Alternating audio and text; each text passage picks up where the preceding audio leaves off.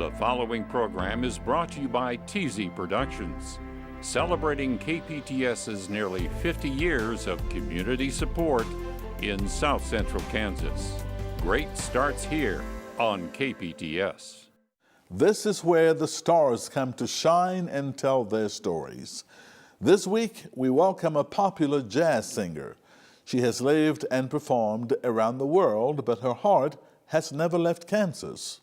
Well, I might take a train, I might take a plane. If I'm on a walk, I want to do the same. Gonna Kansas City, here I come. Donna Tucker has been called the jazz singer's singer. She makes each song her own, interpreting melodies and lyrics in a unique and enchanting style. Her life's journey began in Kansas and took her to Dallas, Texas, and then to Tokyo, Japan. Tucker's talent has brought pleasure and inspiration to music lovers far and wide. She has performed for royalty and dined with kings. But amidst the success and fanfare, there's been heartache and a traumatic event that threatened to derail her life. I was robbed and injured in my home in Dallas. My husband found me handcuffed to a pillar in our bedroom. How did that attack change the course of her life and career? How did she get past the trauma and emerge as the kind, charming, and upbeat person she is today? And what is next for this diamond voice diva, and that is diva in the best sense of the word? It's time to find out as we go one-on-one with Donna Tucker right now.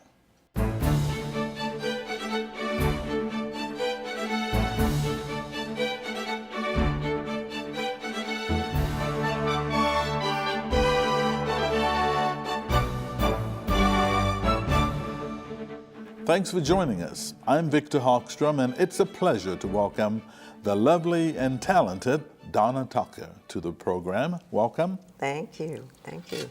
Now, you are such an amazing and talented performer. At what age did that talent emerge? 3. 3? I was 3.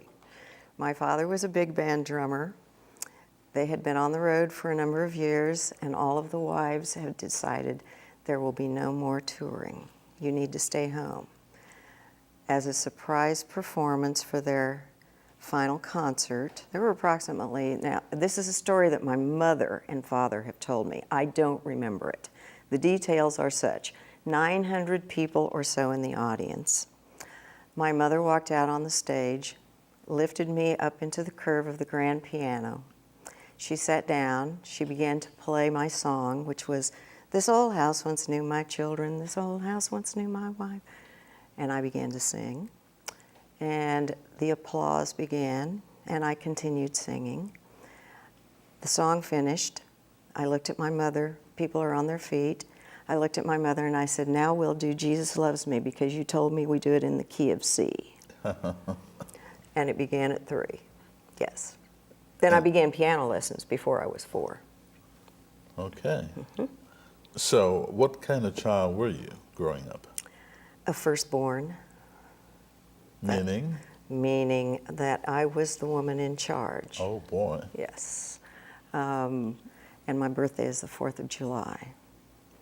When I was 6, my grandmother took me aside and explained, "This birthday is not all about you. Those flags do not have your name going down Main Street." And I thought, wait a minute, what are all these people doing here? It's my birthday. So it came to a crashing end then.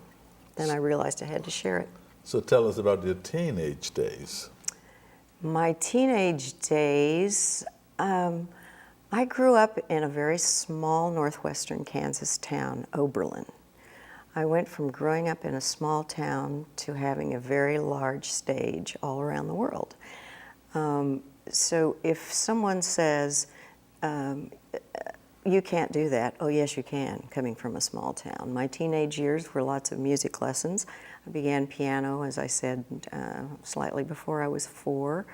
then clarinet in 4th grade, then the oboe in the 6th grade. I was the church organist by the time I was 14. Okay. I studied music, and I was a good kid. You know, I didn't do anything. I probably should have done a few more bad things, but I didn't. So did you know that you wanted to become a musician, a singer? To perform around the world and all of these things you've done? I just, you know, you don't find music, music finds you. And I truly was groomed to become a musician, a singer. That's all. Groomed by your parents? Groomed by my parents, groomed by my community, and something inside me said, every time you do so, that people say in a career, what is it you get up and look forward to every day? What do you go to when you have some spare time? Well, it was always music for me. So by the time I was in high school, I was quite proficient as a pianist. I was not a singer first. I accompanied my brother. I didn't become really a professional singer until I was 22 or 3. Mm-hmm. So who were you influenced by musically? Oh. My brother and I was probably 12, and we wanted a stereo. And my parents, in the local Firestone store, had a stereo with 2 speakers, and that was our Christmas present. And Mom and Dad thought it'd be great to get an album for us to go with it, and the album had a huge tongue on it. And we took it back and said, we don't even know who these people are. We'd rather have Barbra Streisand and Andy Williams, and it was the Rolling Stones album. Oh. Yeah, so we were not impressed with them, but Streisand, Lainey Kazan was one of my favorite singers, and most people probably don't know who she is, but she was a major Broadway artist and a jazz recording artist. But I listened mostly to male voices. So Donna, when did you get that big break in the music world? When I moved to Dallas, I left performing as an amateur after college. Moved from Kansas to Dallas? From Kansas State. I went to Kansas State was my university, and then I moved to Kansas City, and I was doing voiceovers there, some performance, some work for Ford Motor Company in live performance. And I decided I didn't want any more music, and I applied to become a flight attendant, and I was based in Dallas. Dirtiest, filthiest job I ever had. I worked 2 years and said, no, I think I belong in music. So I ended up having a contract for 3 weeks at the LeBaron Hotel in the Piano Lounge, and I stayed 6 months there. And then I went on to Arthur's, which was a highly, highly recognized restaurant and very upscale bar. And my contract was for 90 days, and I stayed 11 years. And that's where the break came, because Southland Corporation found me then. But you began, or you grew up, I should say, around country music. I did. And ended up being a jazz performer. Mm-hmm. Explain that. I think probably as I look back on it, when I had finally perfected Beethoven's Für Elise, by the time I finished with it, it had a swing to it. Instead of da da da da da da da da da, mine was da da da da da ba da da da ba da da da, and my piano teacher just stroked out. So then I knew, oh, look what you can do with all kinds of genre music. So you take, much of the jazz classics were truly Broadway classics to begin with, and then we take them and we embellish them and improvise and style them ourselves. But you did do a little country. I did do a little country. My dad, yeah. I did a show in Nashville. I taped a show in Nashville for a group. And I think that country music the lyrics of country music and the songwriters in country music are the most poetic, because when I've had too much and listened to too much on a radio as I'm driving, I will turn to the classic country music, and there's something soothing about it. So while you were living in Dallas, something dramatic happened while you were living in Dallas. Tell us that story. Are you talking about personally? Personally, yes. In your home. In my home. I had sent my children to school early that morning, and I looked out the kitchen window, and there was a white florist van that had pulled up into the Circle Drive, which it was a Monday before Thanksgiving in, 1986, I think, 7.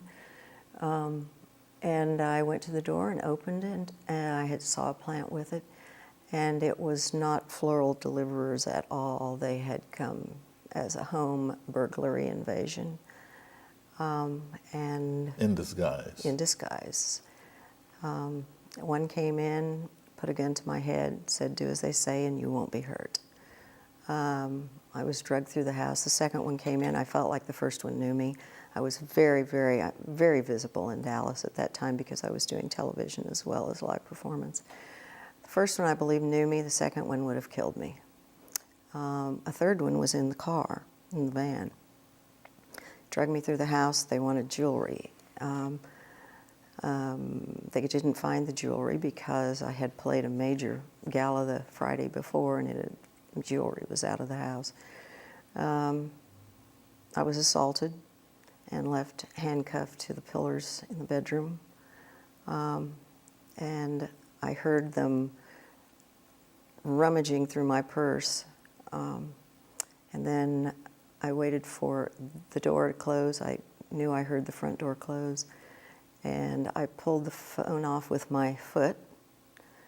And I dialed 911 with my toe. And past that, I remember the police coming down the hall. And my husband at the time had gotten home and found me. And he's trying to figure out how to loosen the cuffs, and he's not responding well, and the police are coming down the hall.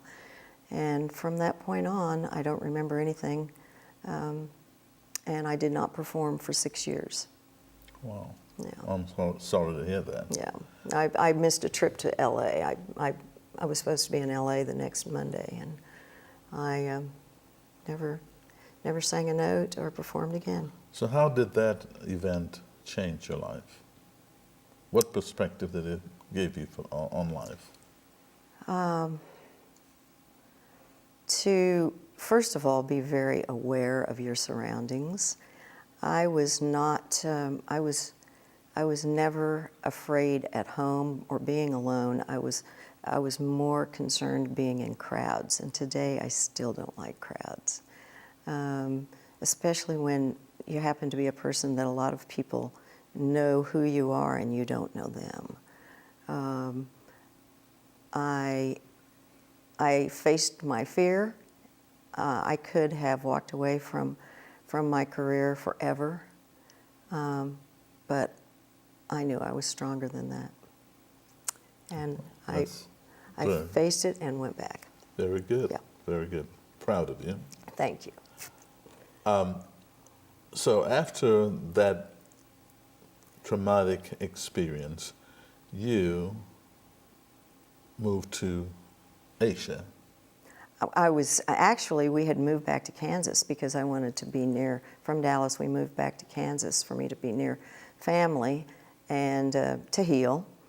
And I was asked to come to Friends University and develop their jazz vocal program. Okay. And I was there with Dr. Riney for 3 years, and that opened my eyes to knowing that I had a responsibility to mentor young musicians and singers.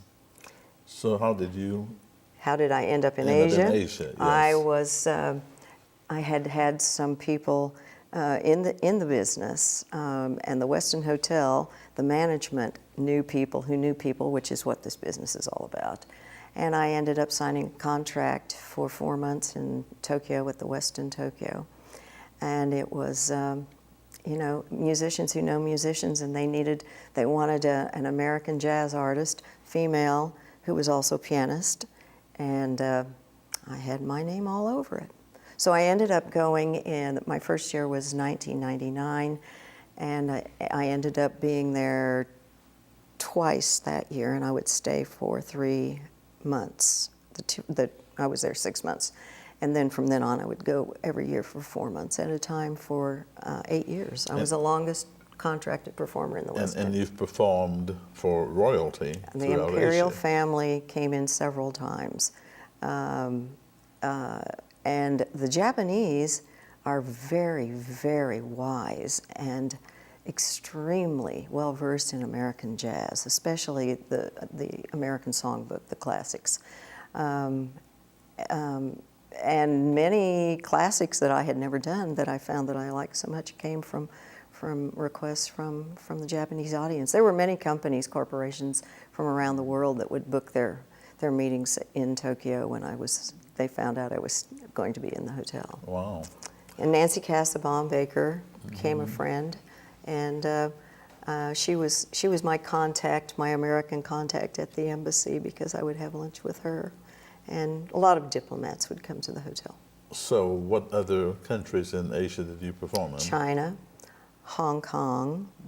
I was in Israel a number of years ago. United States, Canada. It's been a wonderful ride. We must share some of your lovely music with our audience. So let's take a break and watch you perform a little bit, and we'll come back. All right.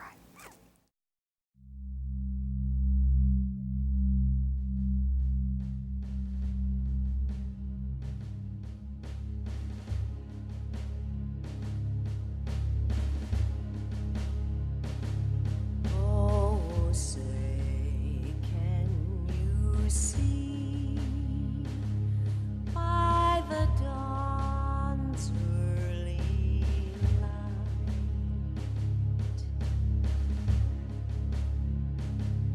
what so proudly we hailed at the twilight's last gleaming, whose broad stripes and bright stars through the perilous fight o'er the ramparts we watched were so gallantly streaming.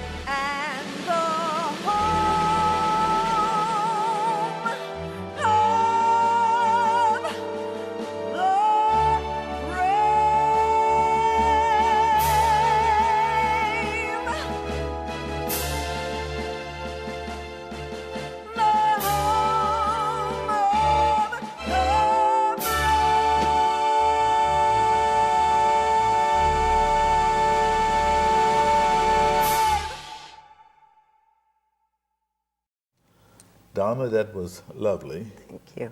Tell us about it. How did that come about? Larry Hatteberg has been a friend of mine for many years. We've worked all these years together on projects, live productions, concerts, and one day I thought, we need to do a video for just for the entire country to use. And what a better place to start than the national anthem. So Larry and his creative wheels began to roll, and we decided that we would also integrate our grandchildren in the film and family. So all I did was sing it. All I did was sing it. But he was the creative artist in the video, and the first scene is walking into Cessna Stadium over at WSU, and then the video that he pulled of Revolutionary War and the magnificent scenery that he built in to the arrangement, it took me away. All right. To hear your voice more, this time on this program, that was pre-recorded. I have some pictures. And what we'll do here is, Donna, is that I will show you each one of them, one at a time, and then you sing a line or two about a song or any song that comes to mind. All right? Now, everyone, you do understand this is off the cuff. Impromptu. Yes, Yeah. it's very impromptu. All right, here we go. Okay. The flag. God bless America, land that I love. Stand beside her and guide her through the night with a light from above. That's beautiful. All right, here's the next one. Kids in the Rain. Oh, somewhere over the rainbow, way up high, there's a land that I've heard of once in a lullaby. And I thought you were going to sing, I'm singing in the I'm rain. singing in the rain. And River. The river is wide, I cannot get o'er, and I have wings. Now I can't remember the words. Da da da da da da da da da. That will carry me through. I'm sure the audience remembers. Yeah, they'll that. remember. They'll Yep. help us out. And next one is Champagne. Okay, let's see. I won't dance. Don't ask me. I won't dance. I don't know the rest of the words. Oh, okay. I don't That's know. all right. But I that's don't good. We asked for one or two lines. Okay. How about this? Oh, Couple in Love. I think. someday when I'm awfully low, when the world is cold, I will feel a glow just thinking of you and the way you look tonight. And you didn't even have to warm up for all of this. Oh, I didn't. What about the last one? Hippie. Oh, no. Imagine there's no heaven. Imagine if we try. And what's the rest of That's it? good enough. Is that good enough? That's good. Thank you. Yes. Very nice. Yes. So, aside from music, Donna, what else do you enjoy doing? Children. Spending time with little ones.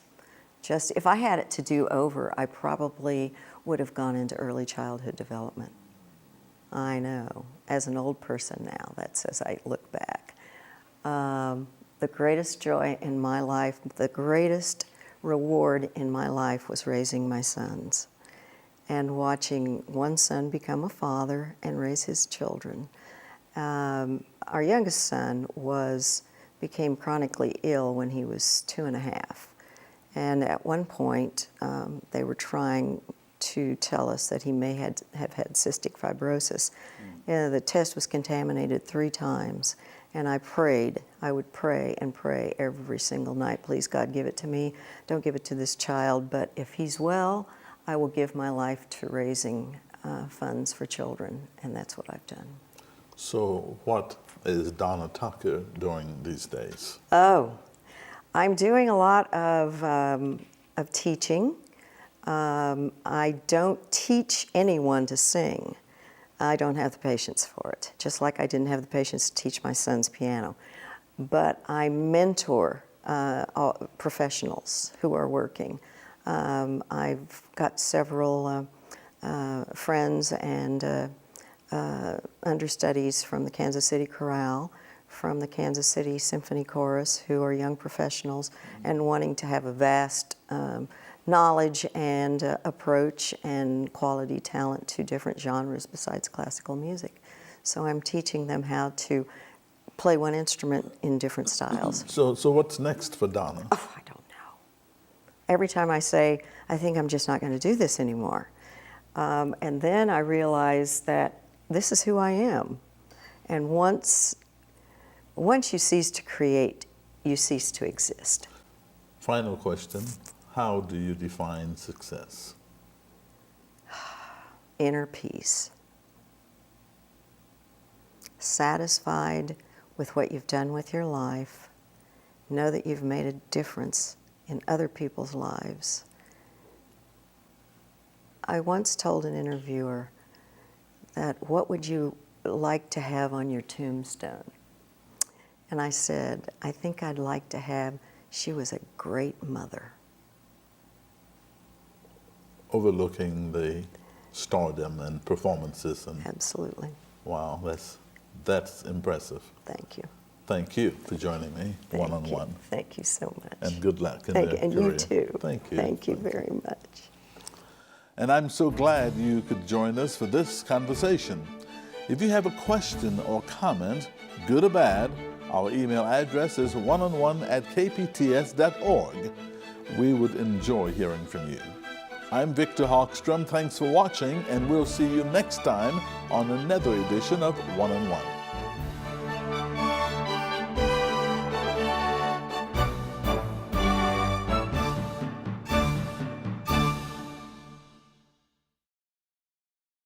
The preceding program was brought to you by TZ Productions, supporting KPTS and the communities it serves in South Central Kansas. Great starts here on KPTS. Support also comes from viewers like you. Thank you. Call KPTS to receive a DVD copy of this program for a $40 donation. You can also send a check or money order along with the program name, date, and time to the address on your screen. And you will receive a 1-year KPTS membership.